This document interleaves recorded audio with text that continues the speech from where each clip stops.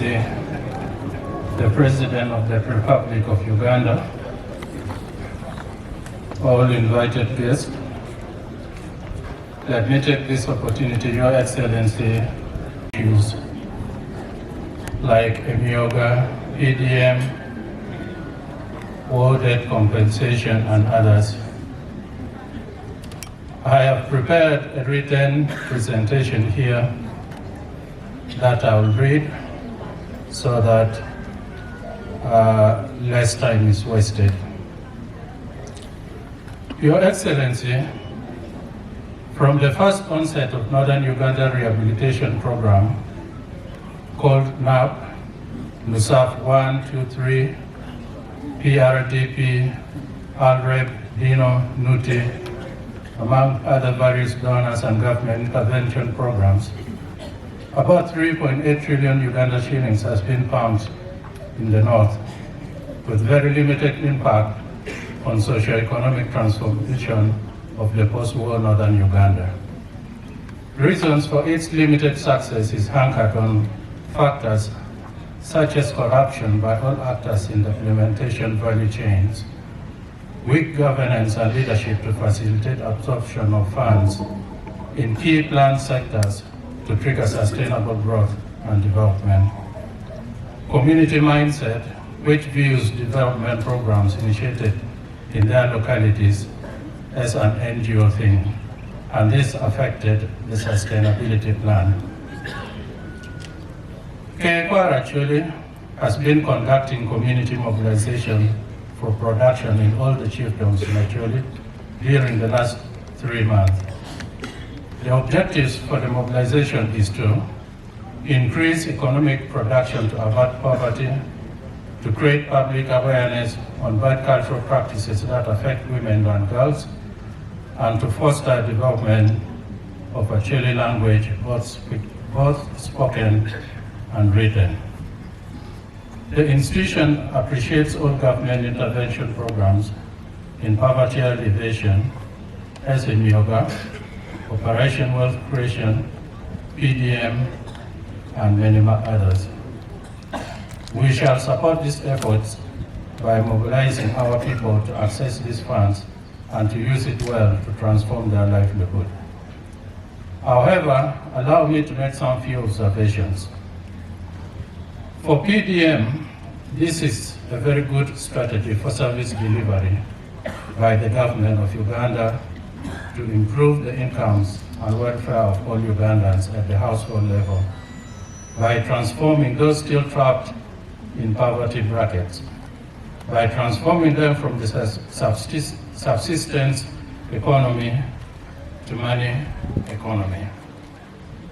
As KEQR actually, our current activities are realigned to the 7 pillars of PDM, like agriculture and value chain development, that is production, storage, processing, and marketing.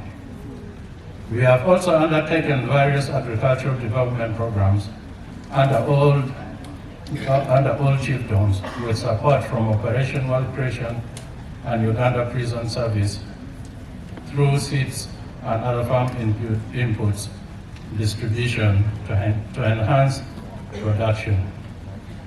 However, during our royal production tour, we have realized that PDM program is not linked to agro-processing facilities built by the government and development partners all over Chile. Therefore, there is need to link PDM program and cooperative societies to these facilities if meaningful growth is to be realized. Another strong pillar of PDM, which KEQR actually is busy implementing, is community mobilization and mindset change. We are visiting all chiefdoms under our program called Royal Tour 2025, and we have so far visited 44 chiefdoms out of the 57. Our message is clear and centered on coordinated market production. However, Your Excellency, I want to bring it to your attention that KEQR actually has got a very strong circles for the chiefs, and if possible, the government should consider them to benefit from PDM program as a unit. May I also remind you that on the 27th of January 2020, I made a request to you to contribute 1 billion shilling into our circle, which you agreed to, but no action was taken from your side, despite several reminders by letters and when I met you together with the people from Acana. This circle is to benefit all chiefs from all chiefdoms to reduce poverty. That was about 4 years ago, Your Excellency. Today, I'm making a fresh request of 2 billion shillings for our circle. We also want you to support the queens, older care, women and youth from the chiefdoms under their groups in the various chiefdoms with 2 billion shillings to help in the poverty alleviation and strengthen the family units. Government should fast-track the establishment of regional industrial park for Acholi in consistence with the PDM pillars of infrastructure development to answer questions of market uncertainty in Acholi.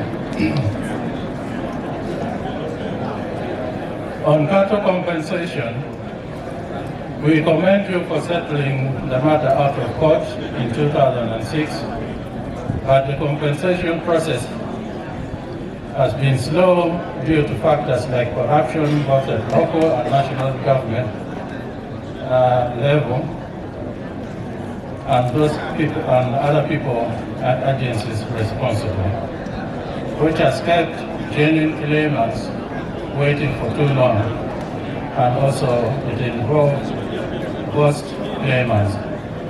It is important to note that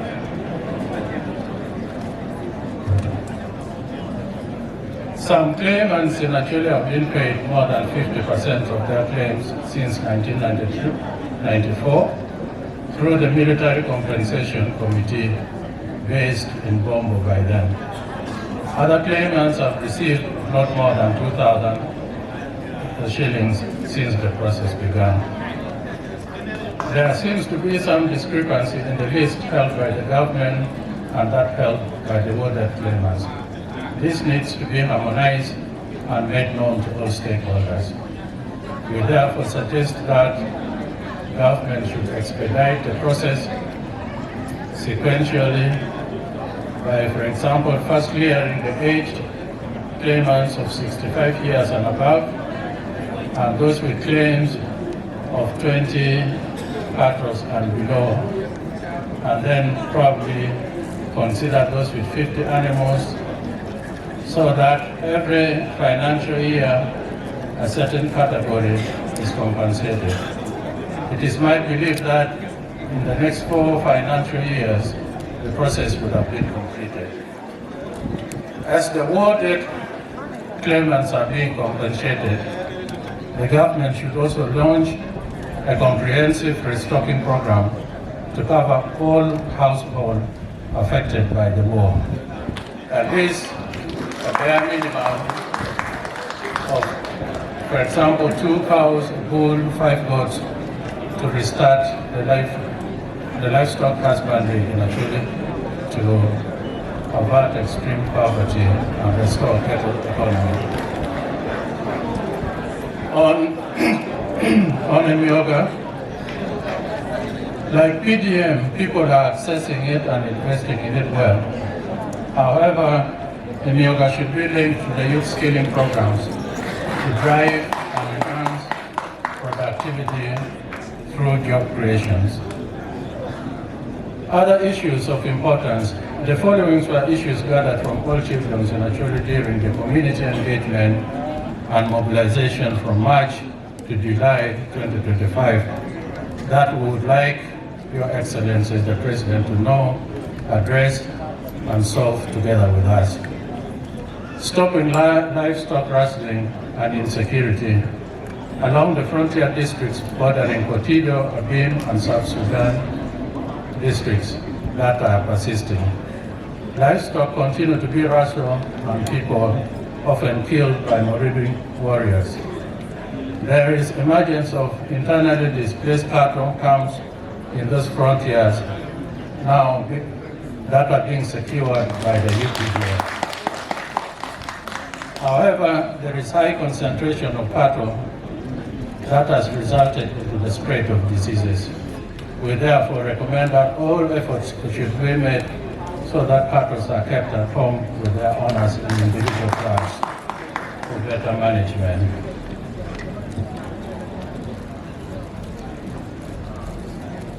We are also requesting that there should be a move to permanently resolve the power conflict and violence. We, the people of Acholi, appreciate the efforts of all actors involved, especially that of UPDF in reducing the power conflict between the local communities of Madi and Acholi. However, government should permanently resolve the conflict so that the two communities will live together peacefully. Reintegration of war-affected people. We also wish to implore the President to support the country institution to reintegrate and assist over 6,000 child mothers and children born in captivity, among other victims of the war. Some still with fragments and bullets in their bodies, and others that need artificial limbs to function and constant medical attention. There is also a group of over 40 men, which has reduced from a total of 80, because some of them passed away, who were sodomized by the army in the late 80s, who need help. And Your Excellency, I did write a letter to you about that about a year or so ago. We also have community requests during the production tour. During our tour and mobilization, I received many requests, of which I have met some, like providing iron sheets for schools, supporting football teams, supporting border groups, churches, and others. But there are others that I need your help on, like construction of girls' changing rooms and dormitories. So please kindly support us with 500 million shillings so that we can meet some of these requests, because they are important for the girls' education. Dealing with the nodding syndrome. I truly wish to inform you that there are young people in Acholi still suffering from the fear nodding disease, yet there is no comprehensive response from the government. The future of the patients of nodding disease and their parents who are caregivers are in jeopardy. We are also requesting for the rehabilitation of the palaces for the Rwot.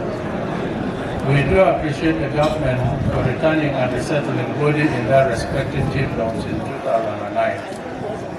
But request that the houses that were built by the government through the office of the Prime Minister using unburnt bricks made by hydrocom machines be repaired, as they are dilapidated and dangerous for habitation of the chiefs.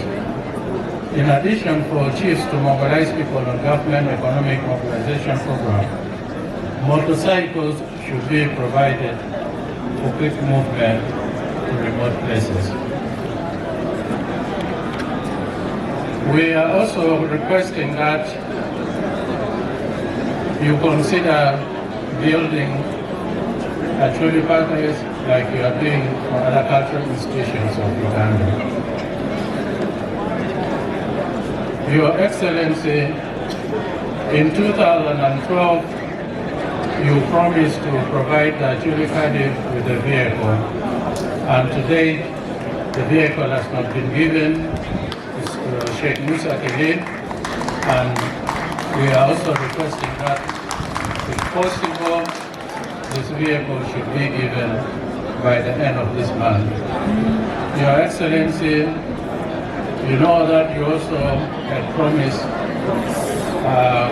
among others, and you still owe me a vehicle, which we had requested about 5 or so years ago, and today it was not delivered. On promotion of commercial and agriculture and value addition, we also believe that the 16% of land area of Uganda that belongs to Acholi can be used